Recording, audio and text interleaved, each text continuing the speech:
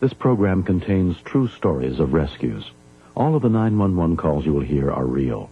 Whenever possible, the actual people involved have helped us reconstruct the events as they happened.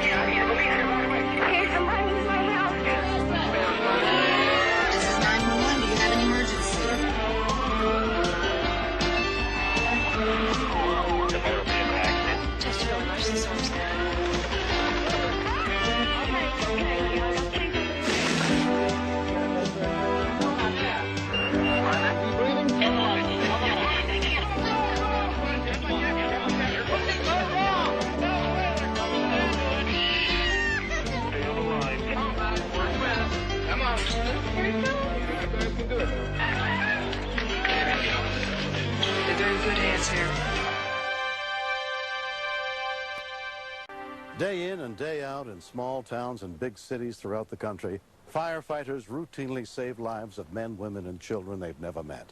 But on February 3rd, 1991, in Rosemead, California, Chris Perez discovered that sometimes firefighters choose to go well beyond the call of duty. There or something? Yeah. Amos told me go through mud.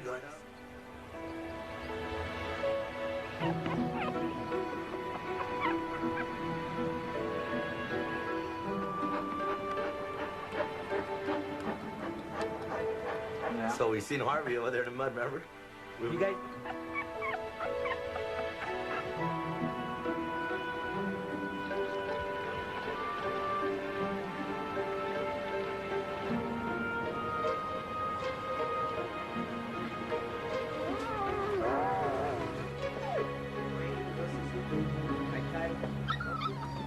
I got the bike out, but he fell, man. That afternoon, Chris had invited a few friends over to the house, including Amos Garcia. Chris went outside to go check on the dogs because they were kind of barking more than, usual. I noticed the puppies were there, but Sparkletts wasn't around. Let's go look for your mom. So I went out in the backyard. Sparklet! Looked down the hill. There was no sign of Sparkletts. Sparkletts! And kept going further back in the back of the yard. There was a few bars missing from the drainage, and I noticed there was some barking from down there. Sparkletts! Sparkletts had fallen in there. Sparklet was trapped somewhere inside the steep 75-foot-long pipe. Chris's mom, Olivia, was just returning home from shopping with a friend. Sparkletts fell down in the drain pipe in the back. We ran to the drain pipe, and I could hear her crying. I could hear her barking. Baby, I can hear you. Okay, come on. Come on. Come on, baby. Probably right in the middle there, Chris. My main concern was if she was bleeding, she had a broken leg, or, who knows what happened, what kind of injury she could have had. Chris and a friend went down to the bottom of the pipe to see if they could get Sparklet out. You could still hear it barking and crying, but there was no sign of it. Just get the shovel. I'll hold this right here. By then, the puppies were really yelping and screaming, and they were hungry, and they needed to be fed. I'm going to go in there. No, I don't think you... And then Christopher decided, I'm going to go in, and I said, that's all we need is the dog and Christopher to get stuck. I don't think you should go. He was determined to go inside there and go rescue the dog. Okay, careful. Careful, are you okay? How you doing? Are you okay? Are you okay? Huh? We figured as long as we had that rope around him and we were on the other end of it, he'd be all right. You all right? Stop. Pull me up. Are you okay? We kind of were in a hurry to bring him back up. Are you okay? Okay, not too hard, you guys.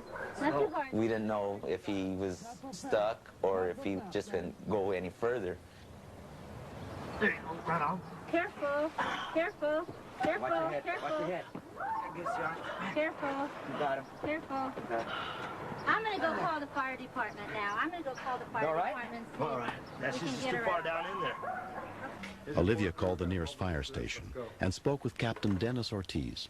My first response was I was just going to recommend she call the SPCA because we usually don't go out on animal calls. It's not worth putting a fireman in jeopardy, but she seems like a really nice lady, and it was just at that point we figured we'd better go out and take a look.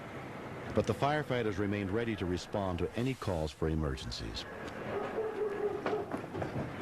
How you doing? When the firemen arrived, I told them that I went down in there. They said I was crazy. And I said, well, you know, I'm trying to get my dog out of here. Good. It took them more than an hour to clear away all the mud blocking the pipe. As it was getting darker, we didn't have no response from her. I would call her and tried everything, and she would stop crying, and I couldn't even hear her breathing. Here, girl, Sparkletts! Chris had an idea about bringing one of her puppies down. It's kind of slippery right here. Grab them, careful. Sparkletts. Come on, Sparkletts. Yeah, she struggled a little bit, but she can't do it. She wasn't responding, and you know, she couldn't turn around in there to get out. By the time animal control arrived with special equipment needed to try and reach the dog, Sparklet had been trapped for nearly 6 hours. Hey guys, here. All right, our heroes are here. Okay, you've got 6-foot extensions on there, okay? You need to connect the head to it. The noose, you have tension on there, and the rope will expand with the poles. All right. Rick McCone was one of the firefighters.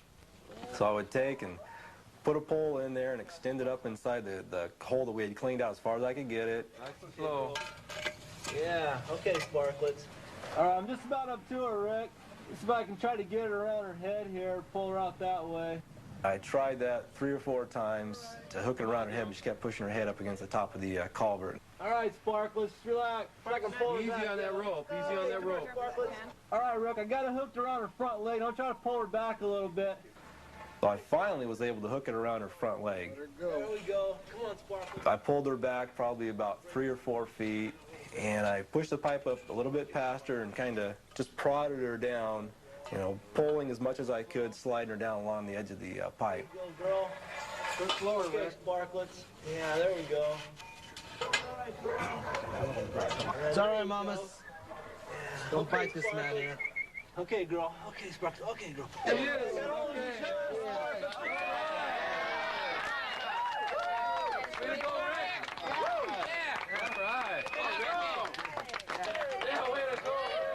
Everybody was just clapping and whistling. Oh, I gave her a big old kiss, big old muddy kiss, and I was happy.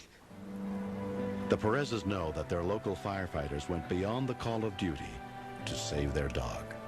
They did a wonderful job, and I was used to see them before, and I thought, well, you know, they're really brave, but now I think they're extra special people. The next day, the Perez family called to thank us again for our efforts. That was nice of them. They were real appreciative. That was kind of a good feeling. We don't get thank yous very often. They were concerned. It, you know, made me feel good. And as a little reward, you know, we offered them a puppy, and they accepted. The puppy Cinders has become a permanent resident of Los Angeles County Fire Station number 4. It's nice to have a dog around. This job can make you kind of hard at times. It's kind of insensitive, and it's kind of neat to see guys warm up to a dog. It's not a bad idea to have one in every station, I think.